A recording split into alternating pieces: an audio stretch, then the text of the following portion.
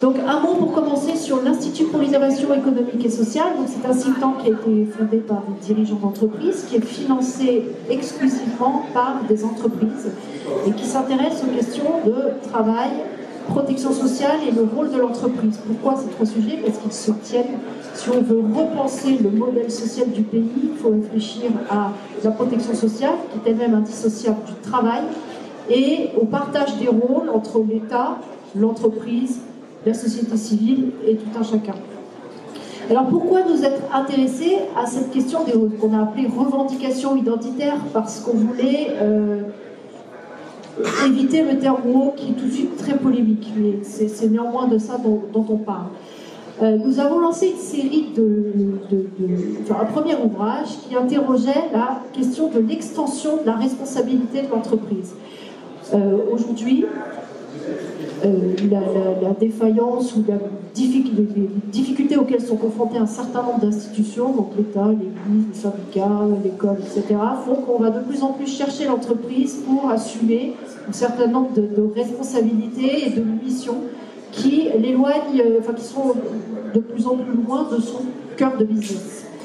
Et la question s'est posée de savoir jusqu'où devait aller l'entreprise, de quoi l'entreprise était responsable et ce qu'elle pouvait faire. Et la thèse que nous avons défendue, un peu à contre-courant, c'est que la responsabilité de l'entreprise ne peut pas être illimitée. Pourquoi? Parce qu'elle ne doit pas faire de politique. L'entreprise a avant tout un objectif économique qui est de créer de la richesse, mais doit se garder d'aller sur le terrain politique. Elle contribue à l'intérêt général, mais elle ne doit pas définir ce qu'est l'intérêt général. Or, aujourd'hui, on voit que c'est de plus en plus difficile, d'une part parce que les entreprises y sont poussées beaucoup, et d'autre part parce qu'elles-mêmes devancent les attentes, etc., et que la frontière entre l'entreprise et la société est devenue complètement poreuse. Donc après ce premier ouvrage, nous sommes interrogés sur l'entreprise face aux tendances sociétales et face notamment à l'émergence de cette idéologie woke. C'est ce qui fait l'objet de notre livre. Et notre idée était de se dire, qu'est-ce que ce mouvement, qu'est-ce que ce courant, où en est-il, se développe-t-il? On voit qu'il arrive, il a conquis le monde anglo-saxon, on voit qu'il arrive en France. L'entreprise inévitablement va y être confrontée. Comment va-t-elle l'appréhender? Comment va-t-elle le devancer? Quelle va être la façon dont elle surfe ou pas sur cette vague? Et quelles seraient les conséquences que pourrait avoir sur son fonctionnement, sur ce qu'est l'entreprise même, de son intégration?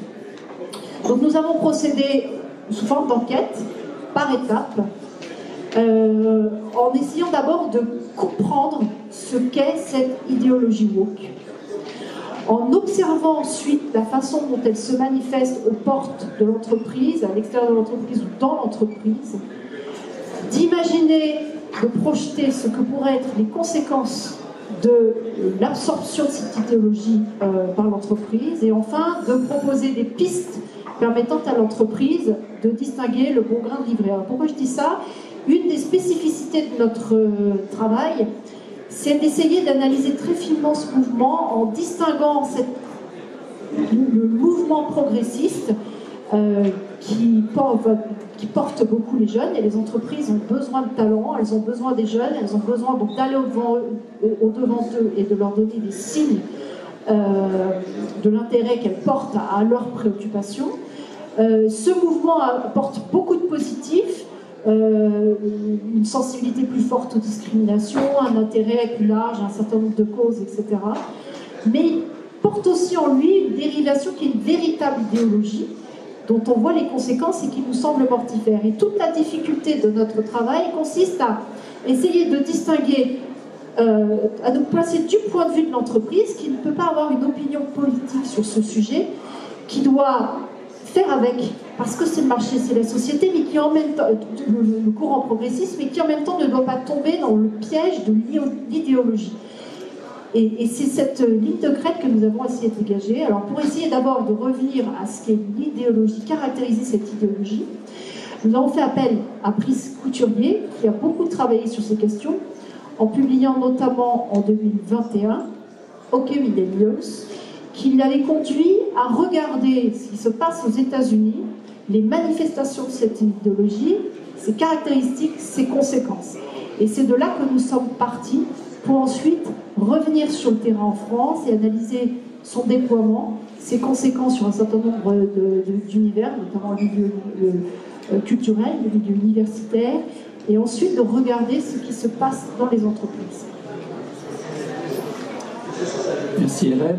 Oui, en effet, j'avais écrit le premier bouquin contre le wokisme, enfin une analyse du wokisme aux États-Unis et dans les pays anglo-saxons sous le titre de OK Millennials, parce que j'avais choisi comme angle une opposition entre les positions idéologiques qui sont celles de ma génération, celles des 60s, celles des droits civiques et de Martin Luther King, de la lutte contre le racisme, qui me semblait avoir été dévoyée par l'idéologie woke, qui, à mon sens, est exactement le contraire de celle que nous avons. L'antiracisme des woke est exactement le contraire de l'antiracisme qui a été celui de ma génération, celle des 60s, derrière Martin Luther King et les droits civiques. En effet, l'antiracisme pour lequel je me suis battu, c'était un antiracisme qui visait à ne pas discriminer les gens en fonction de la couleur de leur peau, de ne pas penser que les femmes devaient avoir un statut inférieur à celui des hommes et que les homosexuels devaient avoir les mêmes droits que chacun, que les hétérosexuels dans la cité. Or, le wokisme me semble tourner le dos très exactement à cette idéologie. En réalité, le wokisme, c'est l'exaltation de la différence, c'est l'assignation identitaire, c'est le fait que l'individu n'est pas reconnu dans ses qualités et ses compétences et dans son parcours, mais est inclus dans un groupe et qu'il appartient à ce groupe. C'est ce qu'on appelle maintenant la politique des identités. Et quelque part, j'ai accepté volontiers l'invitation d'Hélène de travailler dans de l'IES parce que il me semblait qu'après avoir gangréné le monde de l'université, celui de certains médias, le wokisme s'attaquait dorénavant au monde de l'entreprise. Alors aux États-Unis, ça fait très longtemps que le wokisme est implanté dans l'entreprise, ça fait très longtemps que les idéologies telles que celle de l'intersectionnalité fonctionnent et que les individus ne sont plus jugés en fonction de leur mérite, comme le réclamait Martin Luther King justement, mais en fonction de leur appartenance identitaire. Et ça me paraissait un terrain extrêmement glissant. En effet, les woke ont piégé les mots. Le mot égalité a été remplacé par le mot équité. Alors pour les libéraux, équité, ça veut dire égalité des chances, mais pour les woke, ça veut dire tout autre chose. Ça veut dire qu'on doit juger les gens non pas en fonction de leur performance individuelle, mais en fonction du groupe d'appartenance auquel ils sont assignés. Donc il faut qu'il y ait à tous les échelons autant de femmes que d'hommes, autant de noirs que de blancs, autant d'homosexuels que de... Enfin, par rapport au nombre d'homosexuels dans la population, etc. Donc les gens ne sont plus reconnus en fonction de leur mérite, ce qui me paraît être le fondement même de l'idéologie républicaine qui donnait sa chance à chacun, mais en fonction de leur appartenance. Et cette idéologie-là me paraît relever en réalité du racisme. Donc, encore une fois, en tant que représentant de la génération des 60s et des droits civiques, j'étais particulièrement choqué par cette assignation identitaire, par ce retour de la race, alors que ma génération a voulu être colorblind, ne pas voir la race, ne pas juger les gens en fonction de leur couleur de peau. D'un seul coup, l'intersectionnalité faisait que vous étiez identifié en tant que femme, noire, homosexuelle, handicapée. Et ça vous donnait une assignation tout à fait particulière, des droits particuliers, honnêtement, au sein de l'entreprise. Alors, ce qui m'a frappé aussi, c'est une deuxième chose, c'est que la lutte des classes des marxistes de ma jeunesse a été remplacée par une lutte des races, une lutte des genres, une lutte des orientations sexuelles, une lutte des religions également. Et évidemment, dans le monde de l'entreprise qui a besoin d'avoir un outil de travail unifié, cohérent, introduire ce type de ferment est évidemment un désastre, parce que vous allez monter les gens les uns contre les autres, vous allez obtenir des collectifs de travail qui vont être profondément divisés, et la lutte des classes est encore une fois remplacée par la lutte des races. Le deuxième point qui me paraît extrêmement important dans l'idéologie woke, qu'il faut souligner et qu'il ne faut surtout pas introduire chez nous, c'est le mépris du savoir. Le mépris du savoir comme objectif, le mépris des lumières et de l'universalité. Le savoir, il est le même, à mon avis, il n'y a pas de science blanche ou de science noire, sinon on est dans un délire raciste comme celui des nazis qui croyaient qu'il y avait une science aryenne et une science juive. Il n'y a pas de science juive, il n'y a pas de science noire, il n'y a pas de science blanche, il y a la science. Or, les woke veulent déconstruire les savoirs. Les woke prétendent que l'universalisme est le masque derrière lequel se cache l'hégémonie blanche. et qu'il faut promouvoir la sorcellerie, la magie, l'irrationnel. L'irrationnel ne donne aucun bon résultat. Les nazis aussi étaient irrationnels. Donc il y a aussi ça, ce côté de déconstruction du savoir qui est aussi propre à l'idéologie woke. Maintenant, une dernière chose, j'entends dire par pas mal de gens que critiquer le wokisme, c'est être d'extrême droite. Si critiquer le wokisme est d'extrême droite, je rappelle que Barack Obama est un des principaux critiques du wokisme. Allez chercher sur Google Barack Obama woke, et il a eu cette phrase très amusante à l'égard de ces jeunes partisans qui rentraient dans ce type de discours. Il leur a dit « ça vous passera, le monde est plus compliqué que ce que vous croyez, ça vous passera ». Donc je souhaite que le wokisme passe. En France, il a de bonnes chances de passer parce que nous avons de sérieux anticorps. C'est l'universalisme républicain, c'est la laïcité, c'est les Lumières, c'est la raison, le rationalisme. Tout ça, ça fait partie de notre héritage. Les anglo-saxons, les Américains en particulier, ont d'autres traditions. Ils ont un sérieux passé à se faire pardonner, qui est celui de l'esclavage, qui est celui des lois Jim Crow dans le sud des États-Unis, qui discriminaient les Noirs jusque dans les années 60. Nous, à l'époque, le président du Sénat était noir. Or, donc, on n'a pas le même problème, on n'a pas les mêmes causes à régler, on n'a pas la même culpabilité à assumer qui reste chez eux. Alors, si nous sommes intéressés à la façon dont le wokisme, l'idéologie pouvait rentrer ou pas dans l'entreprise, c'est que l'entreprise est assez perméable, elle est une victime assez idéale, d'une part parce que ça a du pouvoir, d'autre part parce que si elle y rentre, elle le diffuse assez largement. Et si elle le diffuse assez largement, et là peut-être Brice pourrait développer un petit peu plus sur la façon dont aux États-Unis ça a structuré le paysage politique. Et on voit en France alors qu'on commence à avoir aussi des signes de cette restructuration du paysage politique selon cette ligne. Donc ça, c'est un sujet de Brice. Alors, aux États-Unis, le Parti démocrate est en train d'éclater entre ce qu'ils appellent les liberals et les progressives. Alors, on ne s'en rend pas bien compte vu d'ici, mais ce n'est pas du tout le même parti politique en réalité.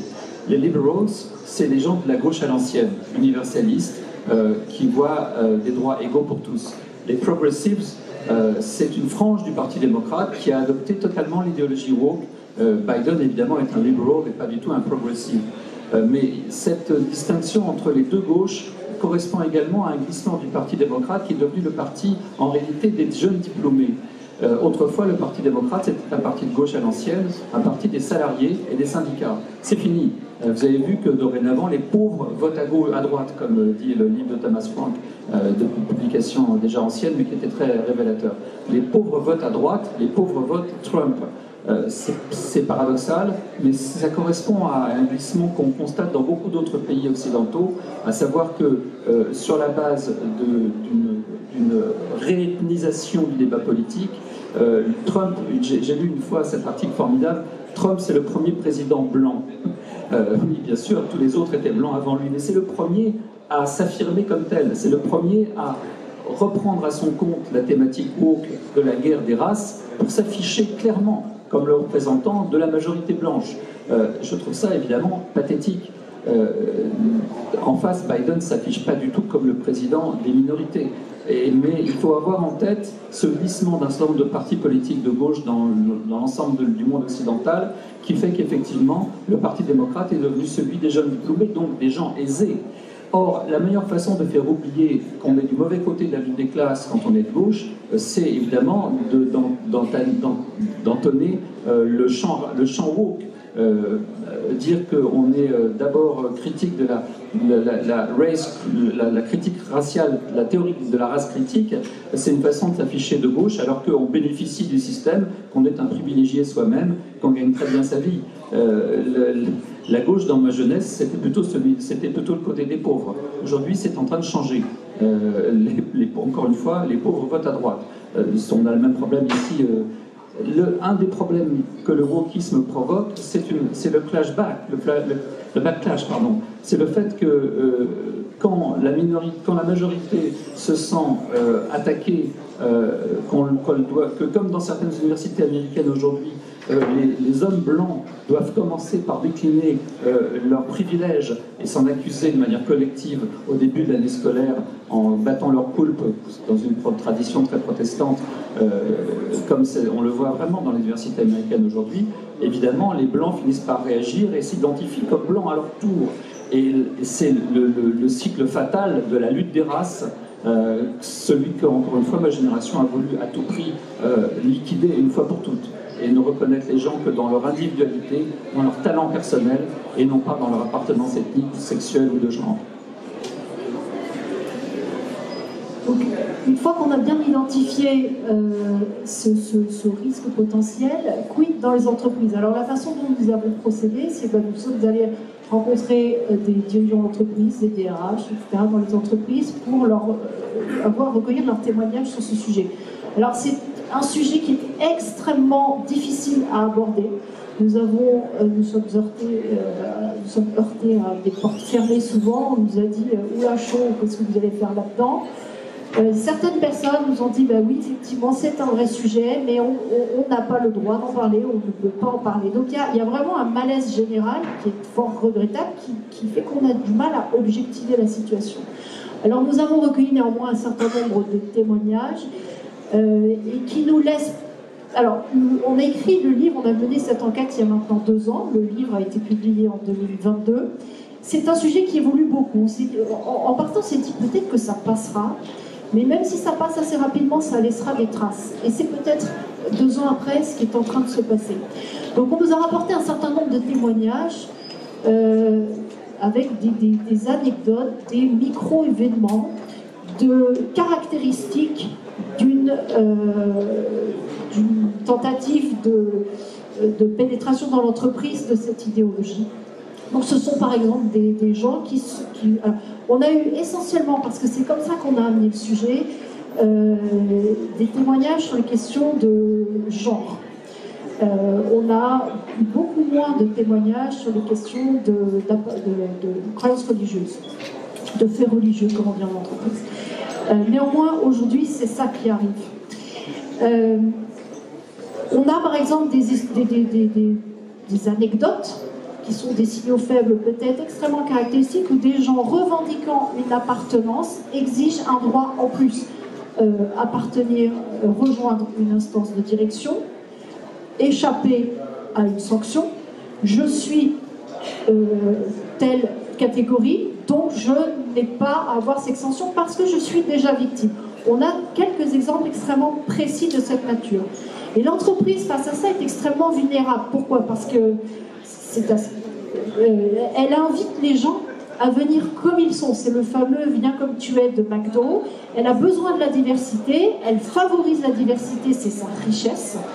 Et donc, où est la limite entre la richesse, qui est le facteur de performance, l'inclusion, la diversité, et ce qui va aller au bout, au contraire, fracturer le collectif de travail. Donc l'entreprise est victime ou est vulnérable face à ça de 2 façons. D'abord, je l'ai dit tout à l'heure, parce qu'elle surfe sur le mouvement, et c'est ce qu'on a appelé, alors c'est ce qui s'appelle le capitalisme nouveau, qui a eu des ouvrages là-dessus, ça fait beaucoup. La presse s'en saisit souvent parce que c'est assez spectaculaire, c'est surtout d'ailleurs aux États-Unis. En France, les entreprises sont beaucoup plus prudentes, les entreprises ne sont pas toujours à l'aise sur le terrain politique, elles ont raison de notre point de vue. Et puis, il y a des campagnes de publicité avec souvent un retour de bâton. En tout cas, aux États-Unis, il y a des retours de bâton suffisamment violents pour que les entreprises en France hésitent à aller sur ce terrain. Et on a regardé ce qui se passait aussi dans l'entreprise. Donc là, ça intéresse les RH. Ce sont eux qui sont confrontés au premier chef à ces demandes.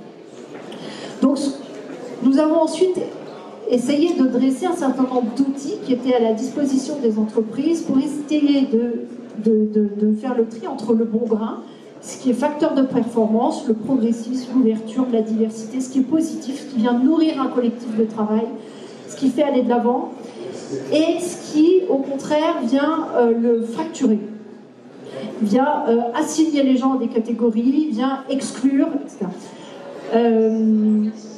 Donc on a essayé de... Ce qui est difficile, c'est que c'est souvent une question d'intention. La frontière entre les deux est extrêmement délicate. En vrac, des règles, alors on l'a dit, c'est revenu. Il y a l'idée d'avoir bien en tête les concepts. Qu'est-ce qu'une race, qu'est-ce qu'une discrimination, de revenir aux définitions. Tout n'est pas discrimination au sens de la loi.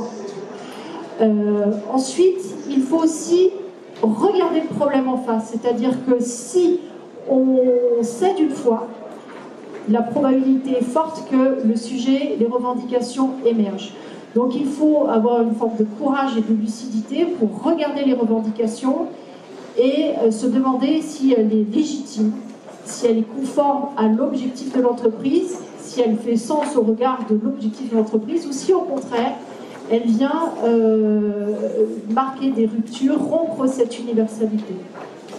Finalement, le concept clé nous a été donné par une sociologue qui a beaucoup travaillé sur ce sujet, qui est Nathalie Anish, qui dit il faut garder, il y a des situations, et l'entreprise en est une, dans lesquelles il n'est pas opportun de faire valoir sa singularité. Et donc il y a des situations dans lesquelles on doit plutôt mettre l'accent sur ce qui rassemble plutôt que sur ce qui divise. Et donc c'est cette grille de lecture conceptuelle qui n'est pas facile à manier qu'on essaye de mettre en place. Ensuite, il y a des outils plus pratiques qui sont qu'à un moment, il faut essayer aussi d'écrire, de définir, pour que les managers de terrain qui sont confrontés à ces revendications ne soient pas isolés. Parce que ce sont eux qui sont mis au pied du mur lorsqu'il y a des revendications. Et alors, ce qu'on constate, alors, est-ce qu'aujourd'hui les entreprises en France sont woke, sont fracturées à cause du wokisme? Non, enfin, il ne nous semble pas. En revanche, il y a quelque chose de plus diffus qui arrive, qui est pas forcément de l'idéologie woke pure, mais qui est une forme de wokisme, peut-être d'atmosphère, je ne sais pas si c'est la bonne formule, qui est qu'aujourd'hui les gens viennent avec leur singularité et vont au clash, les affirment, sur tous les sujets, sur des sujets, tous les sujets identitaires. Donc vous avez par exemple maintenant des gens qui disent j'ai décidé d'habiter à tel endroit parce que pour un confinement c'était pratique et donc c'est mon choix, c'est mon droit. Et donc pour les DRH ce sera vraiment difficile parce qu'il y a toute une équipe des droits de créance qui commence à aller de plus en plus rapidement. Donc à la fin de notre ouvrage, nous avons tenté avec les personnes que nous avions interrogées de dresser un certain nombre de situations woke par woke et de voir dans chaque cas particulier une forme d'entraînement du raisonnement, comment on pouvait distinguer cette ligne très fine qui permet de dire là, je suis en train d'assigner quelqu'un, de céder une revendication identitaire qui va, au bout du compte, jouer contre mon intérêt, ou là, au contraire, cadrer, c'est de la diversité, c'est constructif, c'est de l'universalité.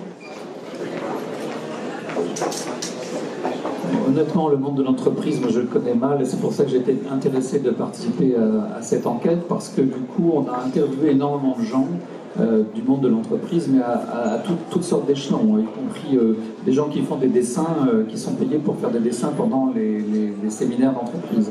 Et c'est parfois des observateurs extrêmement attentifs à ce qui se déroule dans le monde de l'entreprise. Oui, j'ai aussi constaté qu'en écoutant ces intervenants, parce que c'est vraiment ce livre est le fruit d'une enquête de terrain, j'ai réalisé à quel point en France l'idéologie wokiste prenait plutôt la forme d'une revendication de type religieux. Les tapis de prière, les demandes, on avait vu avec la RATP des éléments, des trucs absolument inouïs, des chauffeurs de bus qui ne voulaient pas prendre le service dans le même autobus qu'une femme, parce qu'elle avait probablement souillé le volant ou quelque chose comme ça. Donc on voit que déjà, en France, il y a ce type de revendication, mais comme le disait Hélène à l'instant, ça prend plus la forme de l'appartenance religieuse que de l'appartenance ethnique. Mais enfin, les deux sont parfois mêlés, bien sûr.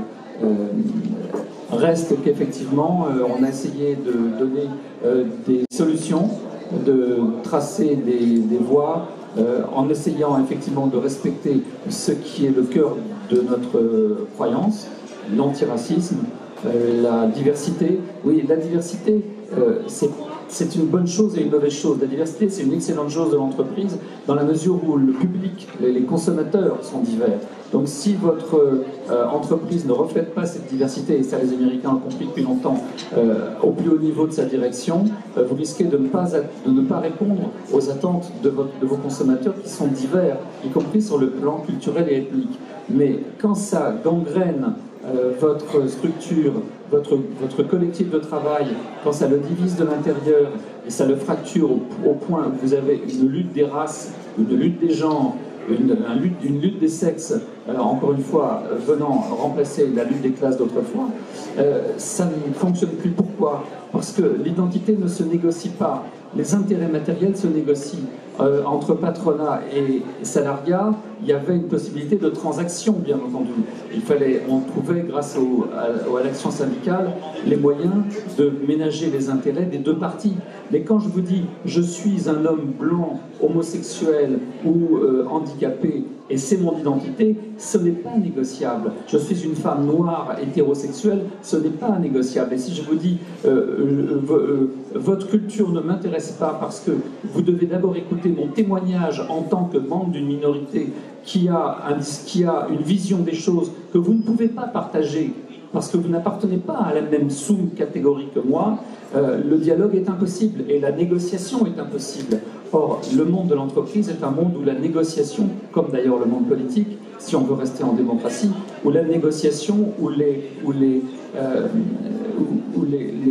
chacun doit faire preuve de diplomatie dans la discussion, où chacun doit accepter qu'une partie de ses intérêts soit sacrifiée au profit des intérêts de l'autre. Tant que vous n'avez pas ça, vous n'avez pas la démocratie, vous n'avez pas la démocratie dans l'entreprise, vous n'avez pas de négociation possible, vous n'avez pas d'entente. Vous avez la lutte. Vous avez une lutte où chacun reste figé sur ses positions et où elles ne sont pas compatibles entre elles. On a entendu la sonnerie qui est le retour en cours ou la récré, selon. Sachez que nous sommes à votre disposition dans la salle. C'est un sujet extrêmement difficile, évolutif. On est prêt tout à fait à en débattre. N'hésitez pas à venir nous voir. Merci.